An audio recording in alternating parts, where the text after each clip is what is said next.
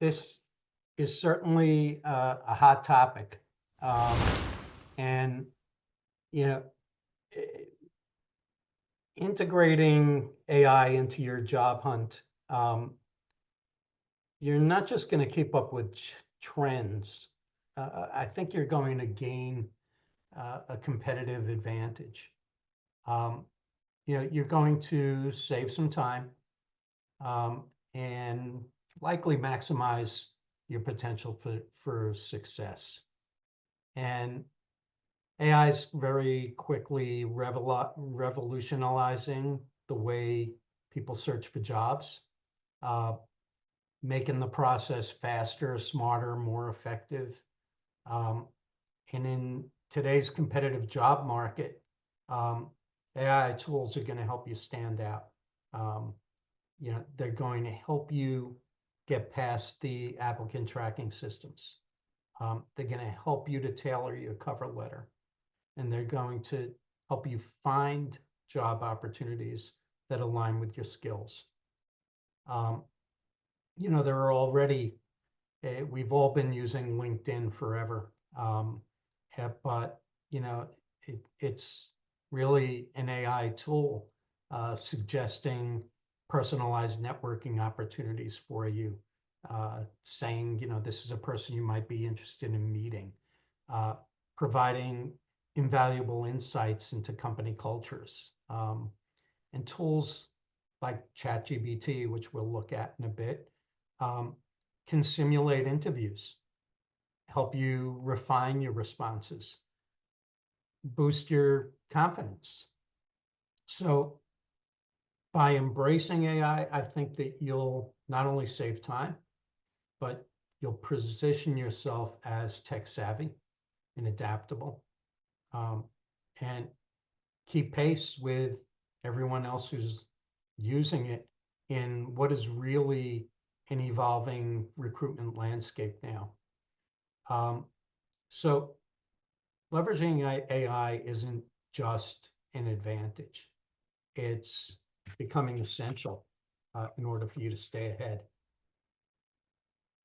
And just for the heck of it, let's take a look at this.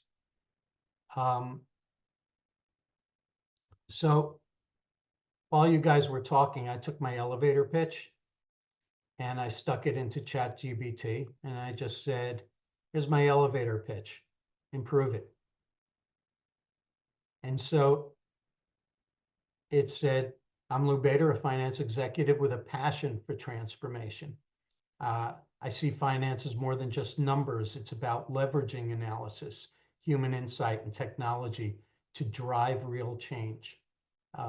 At Pearson Education, I led the launch of North American Business Services Center, cutting costs by 30% and saving $25 million annually. More recently, as CFO of Counseling in Schools, I helped double revenue to $10 million and increase profitability by 200%, strengthening our ability to support students across New York City. Whether in a corporate or nonprofit settings, I thrive on optimizing operations, fueling growth, and maximizing impact. Let's talk about transformation. So ChatGPT liked a lot of what I had to say in my original, but it changed it slightly, made it a little stronger. It worked it for me. The important thing here is that I would tend to go back and make sure that I keep the best of both possible worlds, because it's really important that it's your voice that's coming through. You'll hear me say that a lot tonight, because there's a danger here that you're going to sound like a machine, and you don't want to sound like a machine. You want to sound like yourself. So let's talk about resumes a little bit. ATSs, they're a form of AI. They've been around for quite a number of years now, and they're designed to streamline the recruitment process just by automating resume screening and ranking candidates. ATS, they use AI-driven technologies. They parse resumes, they look for keywords, and they look for natural language processing. Make sure you get that, right? So the people who tend to drop every key word into a resume that they possibly can are the ones that will be bypassed. But if there's natural language in there, that's why the voice is important, you'll tend to come through, and they'll compare the resume against the job description. There are advanced systems that will focus on your qualifications, and will even look at your potential success, and reduce some biases by focusing on qualifications and not someone just looking at the resume offhand. So understanding that ATS relies on AI really means that you need to optimize your resume. 3 things, right? Clear formatting, role-specific keywords, and measurable achievements. One of the things that I do is I'm the co-chair of the peer resume review committee for the FENG. And these are things that we tell people all the time. Keep your resume simple, keep it straightforward.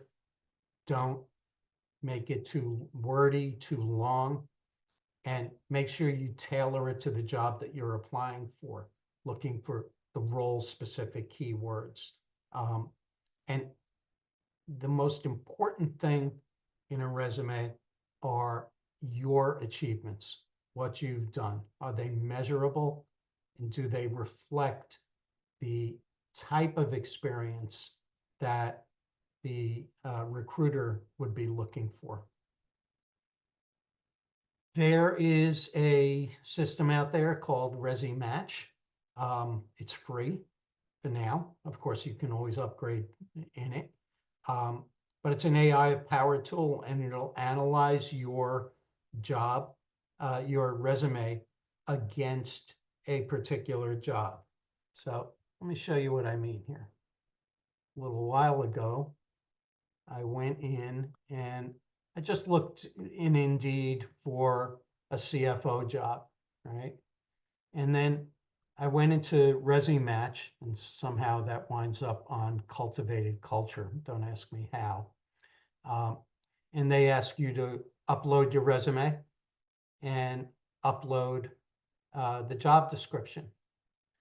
And then you click on the Start Resume Scan, and this is what I got back. Now, don't laugh too loud.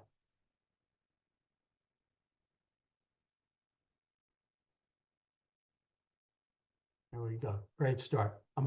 I scored a 32. It's pretty terrible. But what it did do, right, was it came in and said, it looks at, did you make these things? Did you hit them? The job title wasn't found on my resume. That's not a big deal. My education matches. The section headings are okay. They couldn't find dates that match. At the FENG, we say use the years that you worked. Don't put in the months. So they're looking for those types. And there weren't any unknown characters. And then they said, what are the hard skills that they were looking for in the job description? Well, I didn't say anything about management in my resume. I didn't say anything about finance in my resume. I didn't say anything about reporting technology or accounting in my resume. So there's a whole host of more skills that they grade you on. I didn't do too well on those. That's okay. And then there are the soft skills. I fell short there too. And then they're looking at the word count. My resume is 280 words. They're saying 400. I don't listen to that. I think shorter is better. And then they're even looking at cliches and buzzwords. They're looking at whether or not I had action words in here. Um, did I have measurable results? Notice I got a big check mark there because I had a lot of measurable results in my resume. So in the end, somewhere it said, we don't advise that you interview for this job. Until you improve your resume. And of course, they'll offer the service to do that for you, right? But I think what it points to is if I was going to apply for this job, then I have some work to do if I'm going to actually apply for it. So that is one of the tools that you can use. There are a couple of others out there. Hey, Lew, Yeah, go did ahead, you Larry. do something? It clearly it wouldn't be as detailed as ResiMatch. Did you do the same thing with uh, ChatGPT to see what it would tell you so you could compare, I did. dropping in both the resume and the job description? Well, I did something similar. Let me see if I could find it here. So what I did was I said that I'm prepping for an interview as the CFO with a nonprofit company in New York, Partnership with Children, which happens to be a competitor of my company, Counseling in Schools. So I figured there would be a pretty close match. And I asked it to give me questions that I might be asked. There was no job description there, but you can certainly do what you are talking about. But and this is getting ahead of myself a little bit, but it gives me all of these topics to look at, right? And there's it helps you to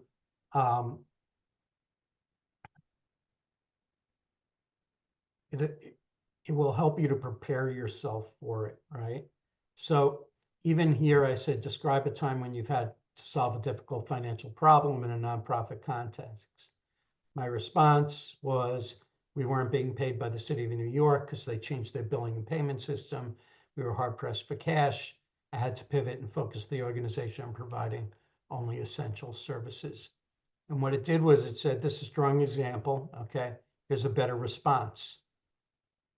And then I said, you know what? Give me a star analysis of that response. So it gave me the situation, the task, the action, the result. So that type of thing for it to work with you on is really critical.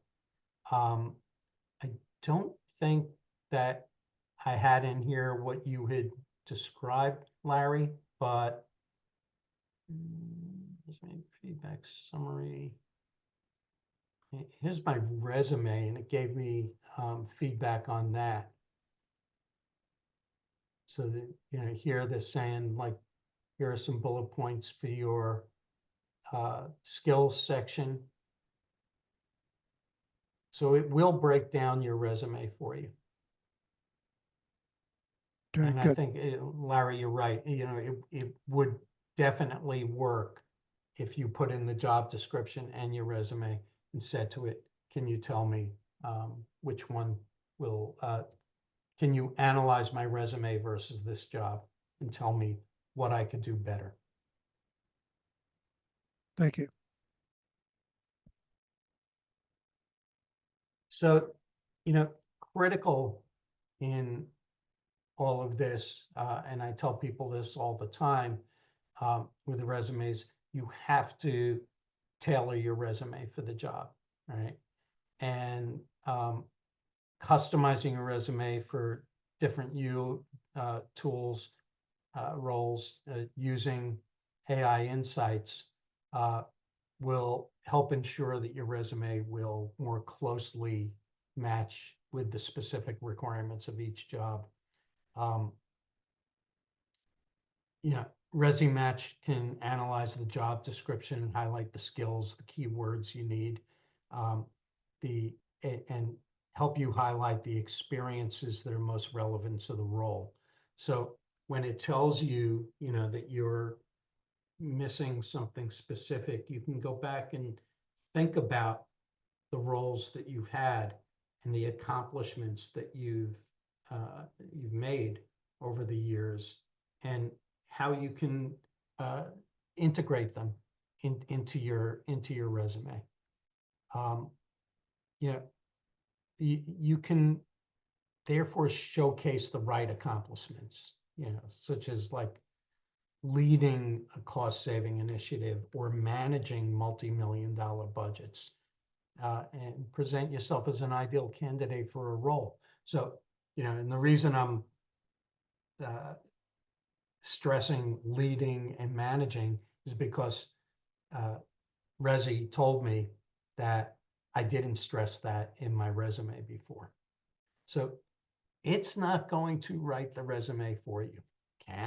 It won't be good, right? But what it can do is it can point to where you can do it better. Now, let me warn you about one thing. Okay. Keep in mind where your resume is going if you put it into ChatGPT. It's going to be out there, it's going to be in their system, and it's never coming back. It's never being deleted. It's there forever. You are part of them forever. That's a little scary. But hey, not working is even more scary. So,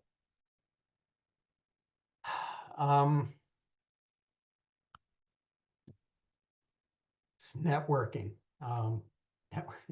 Here we are, right?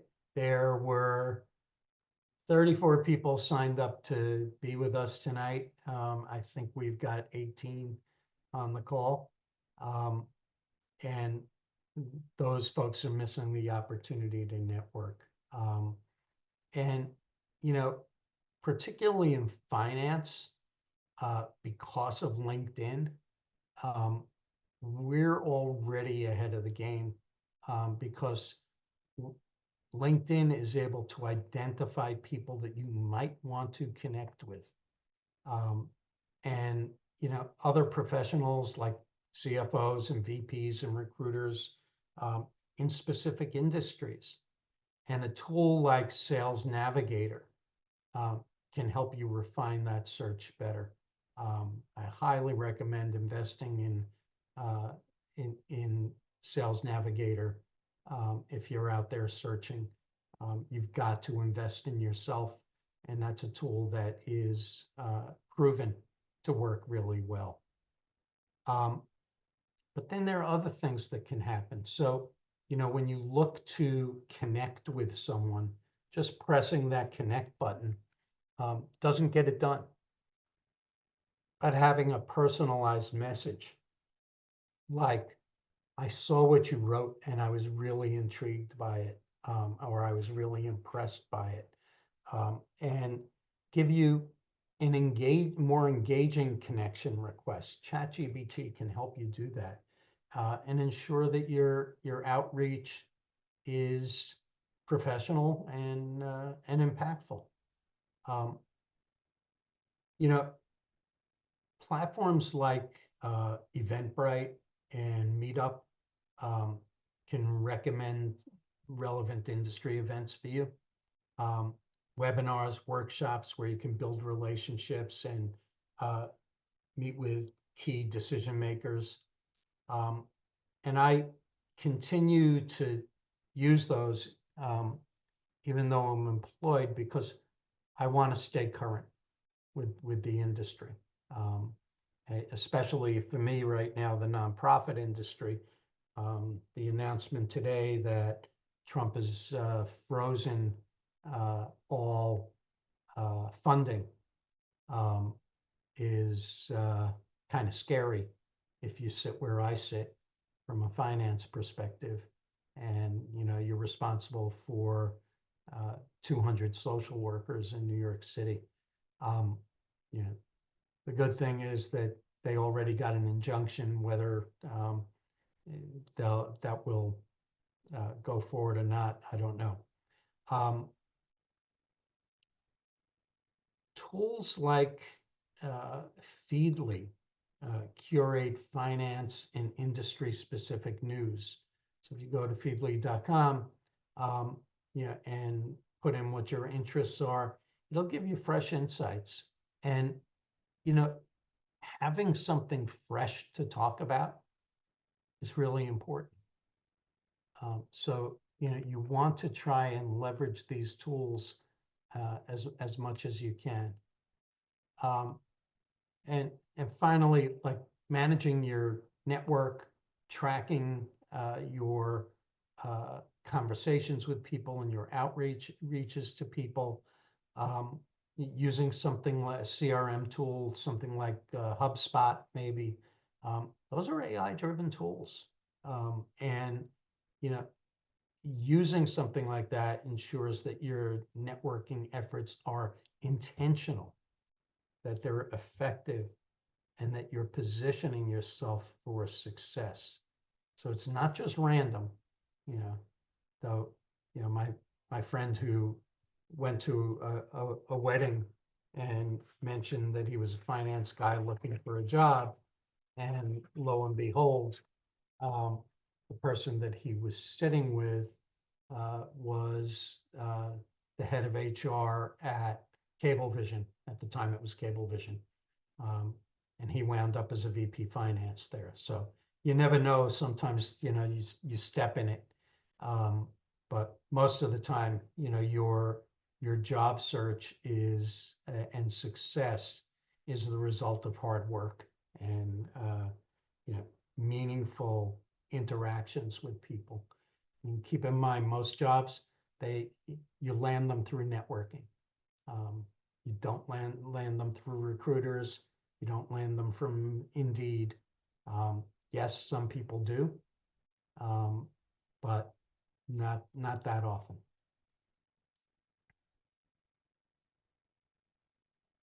How does this one go? So I already showed you something for interview prep. You can use ChatGPT to quickly research the company, to analyze its financials, or even to uncover recent industry news.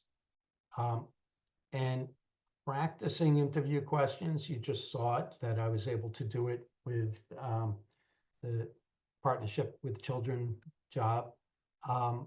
But there are other tools like there's one called Interview Warmup. And I think there's another called Big Interview. And they'll simulate common role-specific interview questions, and when you answer them, they'll provide feedback on areas for improvement. These platforms can help you refine your answers to really critical executive level questions. Being able to discuss leadership strategy or how you handled a financial crisis, that's critical. And the AI tools, they can also help you analyze the job description that you might be interviewing for, looking for the key skills and priorities that organization might be looking for. So you can align your responses with the employer's expectations. And platforms like Grammarly can ensure your written communication is polished. And there's another tool out there called Speechify that can help you practice verbal delivery with confidence. What is that last one, Lew? Speech? It's called Speechify, SPEECHIFY.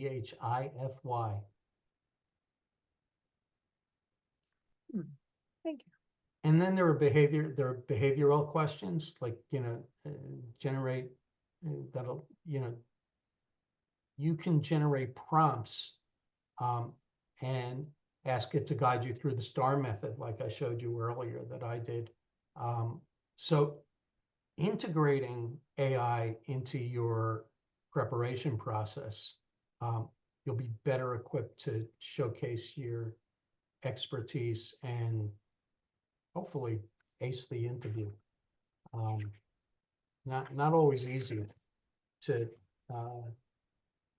to get through it, but you want to be able to be natural, to be flowing, and to have some of these things in your hip pocket. And it's why we really stress the 30, 60, or 90-second introduction, because that's not so much of a time when somebody's going to say to you, tell me about yourself in 90 seconds. Chances are that you'll be interrupted 8 times in that 90 seconds. So what you want to do, though, is you want to practice that so that you have those terms in your hip pocket, and that you're making sure that during the interview you touch on all of them. Rob Dreyfus will tell you that when he is interviewed remotely, he's got Post-it notes all over his screen. Okay. And making sure that each one of those items gets mentioned at some point in the interview. It's important to direct the interview towards where you want it to go, not necessarily where the interviewer wants it to go. You want to make sure you're hitting your strengths.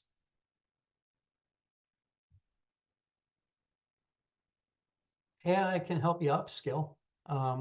So things like LinkedIn Learning and Coursera, they've kind of revolutionized professional development, because they'll give you personalized course recommendations that can work towards your career goals.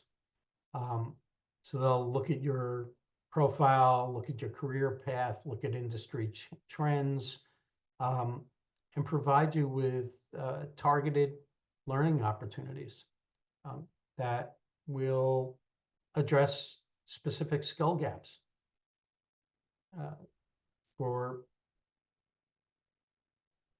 There are advanced financial modeling software like Alteryx and Tableau that can empower finance executives to efficiently analyze complex data sets, visualize trends, streamline workflows. So getting ready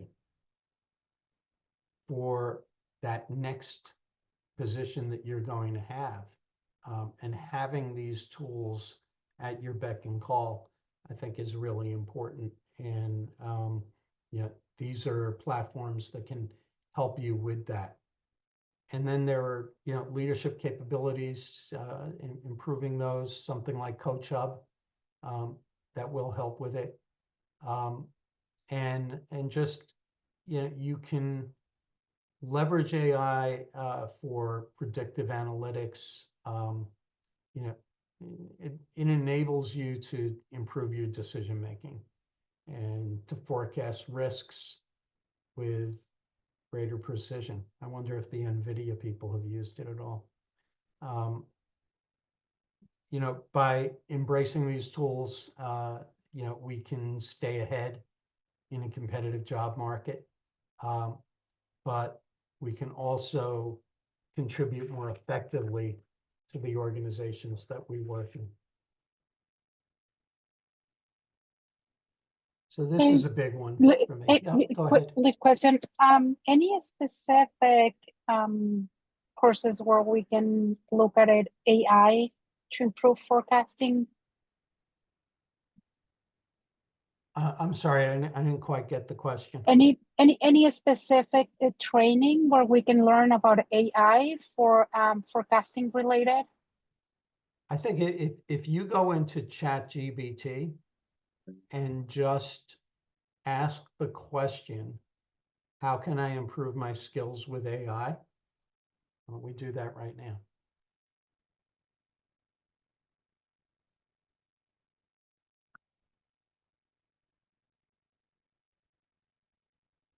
Oh, here's a cool thing. So you can talk to AI now. Let's see if it does it for me. How can I improve my skills with AI? For forecasting related.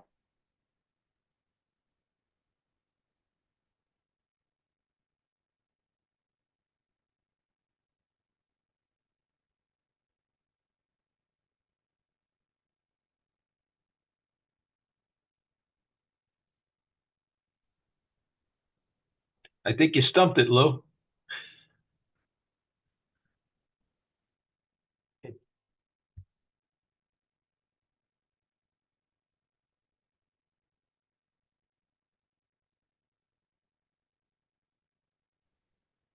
Maybe just typing the question will help prompt it.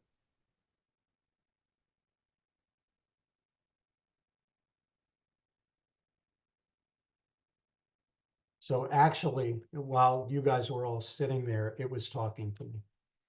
So here's the answer that it gave. So improving your skills with AI can be both exciting and rewarding. Here are a few ideas. First, focus on learning the basics, a solid understanding of machine learning concepts, algorithms, and data analysis can help. Platforms like Coursera, edX, and Khan Academy have great introductory courses. Next, gets hands-on experiment with AI tools like ChatGPT, TensorFlow, or PyTorch. Try small projects such as building a chatbot, creating predictive models, or analyzing data sets. Also, stay curious and up to date. Follow AI news, join communities like LinkedIn groups or Reddit forums, and attend webinars or conferences. Since you already hosted a seminar in AI, you're off to a great start. What kind of AI skills are you most interested in improving? So there you go. It can give you that start. I hope that helps, Monica. Yes, thank you.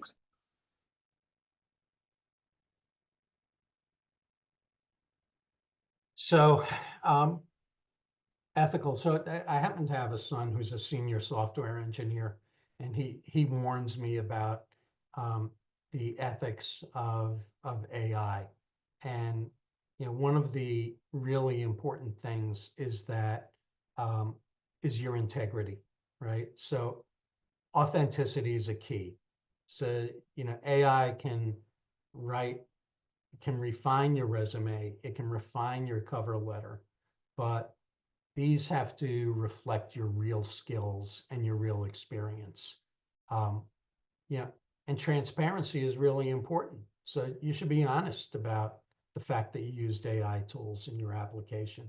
If somebody is interviewing you and says to you, so did you use AI for this? And you could say, yeah, I did. I found it useful, and I found it helpful. It gave me the ability to augment what I was trying to say. And here's the thing, protecting your data privacy, it's critical. So my resume's out there. Like I got ahead of this, put it out there a long time ago, and I'm not even looking for a job, but ChatGPT knows everything there is to know about me. So it's important, to avoid over-reliance on AI. Make sure your voice shines through, because people are going to pick up on it. Like if your resume sounds one way, your cover letter sounds one way, and you sound another. You want to make sure that you understand how important it is that you keep focused on you and not on what the machine is saying.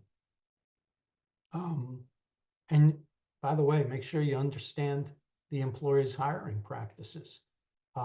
Make sure they align with fairness and transparency, and that they're not weeding out people that they consider undesirable. If you take all these things into account, then you're going to use AI responsibly. And the one thing that we have as finance professionals is our professionalism and the trust that people put in us. So you want to make sure you keep it out there.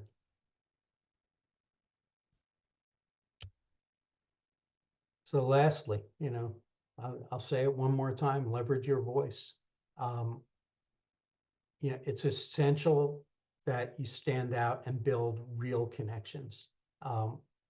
It can assist with refining your resume or preparing answers, drafting cover letters. It can't replace the authenticity and nuance that come from your personal experiences and your personal insights. Your voice reflects your leadership style, your values, your unique contributions, all of which are critical in a financial executive's role. During interviews and networking, it's your ability to convey confidence, empathy, and strategy, the thinking that resonates with employers. Stay true to your voice and use AI as a supportive tool. That way, you'll ensure that the story is compelling, that it's relatable, and that it's yours. Authenticity builds trust, and trust is a cornerstone of what we do. It's our effective leadership.